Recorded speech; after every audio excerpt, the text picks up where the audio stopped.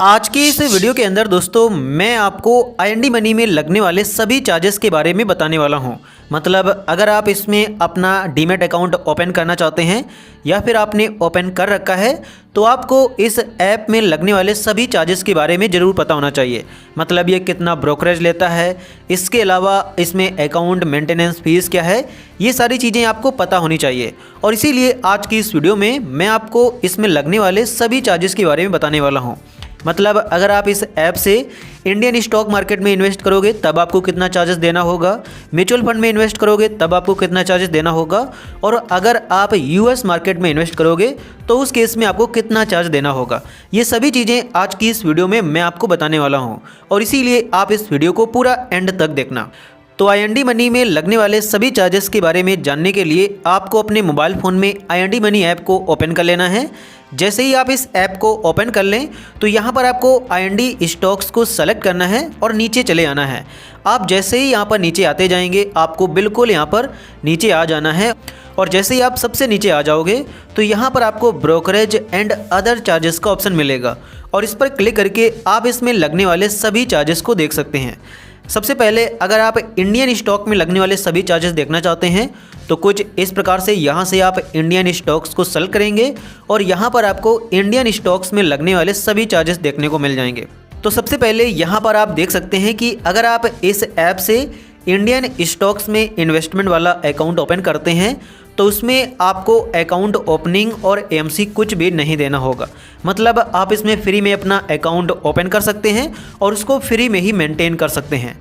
इसके बाद अगर बात करें इसके इक्विटी ब्रोकरेज की, मतलब अगर आप इसमें इंट्राडे ट्रेडिंग करते हैं या फिर आप लॉन्ग टर्म के लिए शेयर्स बाई करके रखते हैं तो उसमें आप यहाँ पर देख सकते हैं कि आपको 20 रुपया या फिर 0.05% का ब्रोकरेज देना होगा। जो भी इनमें से कम होगा वही आपको पे करना होगा। मतलब मैक्सिमम आपसे 20 रुपये का ही ब्रोकरेज लिया जाएगा। इसके बाद आप नीचे आएंगे तो यहाँ पर आपको फ्यूचर एंड ऑप्शन में ब्रोकरेज देखने को मिल जाएगा।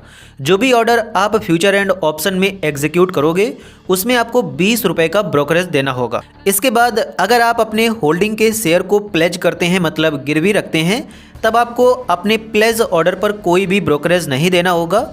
लेकिन जब आप उनको अनप्लेज करोगे तब आपको 20 रुपये प्लस जीएसटी देना होगा। इसके बाद अगर आप नीचे आएंगे तो इंडियन स्टॉक मार्केट में जो रेगुलेटरी और डिपॉजिटरी के द्वारा चार्जेस लगाए जाते हैं वो आपको यहाँ पर दिख जाते हैं।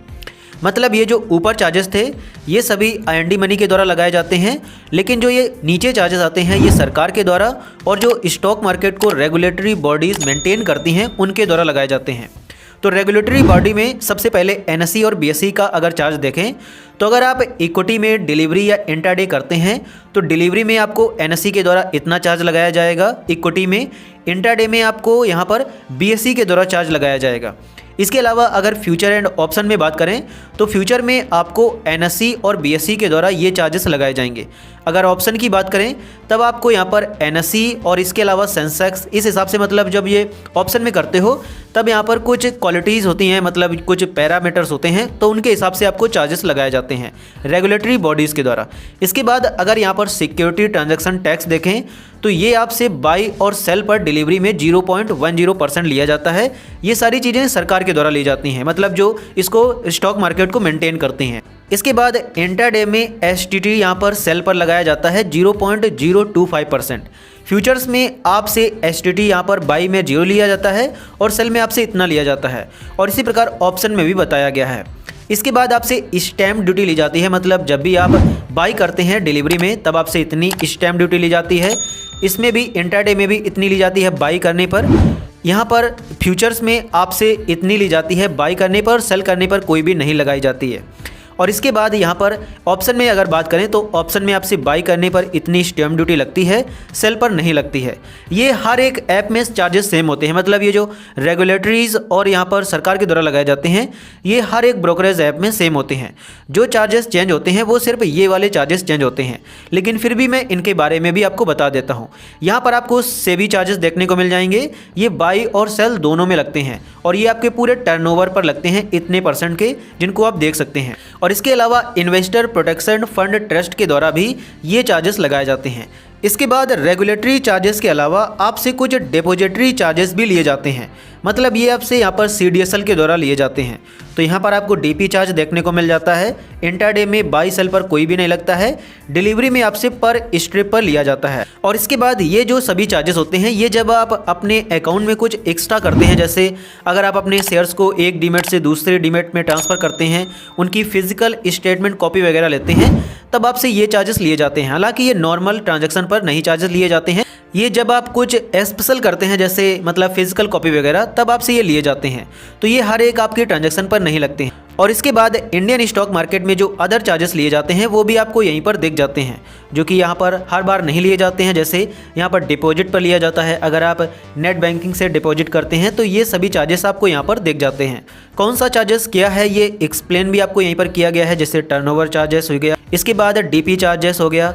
इसके अलावा आप नीचे आएंगे तो यहाँ पर आपको सिक्योरिटी ट्रांजैक्शन टैक्स, ये सभी चार्जेस क्या हैं और ये क्यों लिए जाते हैं, ये आपको नीचे एक्सप्लेन भी किया गया है। तो ये सभी चार्जेस दोस्तों जब आप इस ऐप से इंडियन स्टॉक्स में इन्वेस्ट करते हैं तब लिए जाते हैं। इसके बाद अगर US स्टॉक्स की बात करें तो जैसे ही आप इस पर क्लिक करोगे तो आपके सामने US स्टॉक वाले सभी चार्जेस आ जाएंगे। US स्टॉक में इन्वेस्ट करने पर आपको यहाँ पर अकाउंट ओपनिंग फीस नहीं देनी होती है, ना तो प्रोफाइल वेरिफिकेशन देना होता है, बल्कि आपको 0.15% आपको ब्रोकरेज देना होता है। AMC भी नहीं देना होता है, यहाँ पर SIPs भी नहीं देनी होती हैं। US स्टॉक में जब आप विड्रॉवल लेते हैं तब भी आपको कोई भी चार्ज नहीं देना होता है, ना तो आपको ट्रैकिंग चार्ज देना होता है। और इसके अलावा IND मनी कुछ आपसे प्लेटफॉर्म फीस लेता है, जो अमाउंट आप इसमें डिपॉजिट करते हैं, तो ये आपको यहाँ पर IND मनी को यहाँ पर IND मनी ऐप के द्वारा लिया जाता है। इसके अलावा अगर डायरेक्ट एक्सेस की बात करें ग्लोबल मार्केट में, तो उसमें भी आपसे यहाँ पर अकाउंट ओपनिंग नहीं लिया जाता है, प्रोफाइल, ये सारी चीज़ें नहीं ली जाती हैं। बस जब आप नीचे आओगे तो यहाँ पर आपसे IND मनी प्लेटफॉर्म फीस और एक्सचेंज ट्रांजैक्शन चार्जेस लिए जाते हैं, जिनको आप यहाँ पर देख सकते हैं। तो ये सभी चार्जेस जब आप US मार्केट में इन्वेस्ट करते हैं तब आपको देने होते हैं। और इसके बाद अगर इसमें बात करें म्यूचुअल फंड में इन्वेस्टमेंट करने की, तो म्यूचुअल फंड में इन्वेस्टमेंट करने पर आपसे ये ऐप कोई भी चार्ज नहीं लेता है।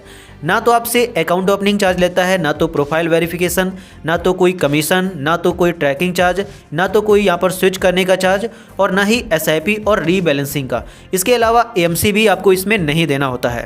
तो ये सभी दोस्तों चार्जेस म्यूचुअल फंड में इसमें लगते हैं। IND मनी आपसे कोई भी चार्ज नहीं लेता है।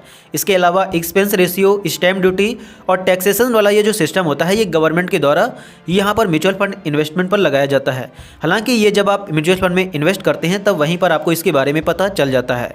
तो उम्मीद करता हूं दोस्तों कि आज की इस वीडियो को देखने के बाद आप IND मनी में लगने वाले सभी चार्जेस के बारे में जान गए होंगे। अगर जान गए हो तो प्लीज़ आप इस वीडियो को लाइक एंड चैनल को सब्सक्राइब जरूर कर देना। साथ ही अगर आपके मन में कोई क्वेश्चन हो तो आप उसे हमसे कमेंट सेक्शन में पूछ सकते हैं।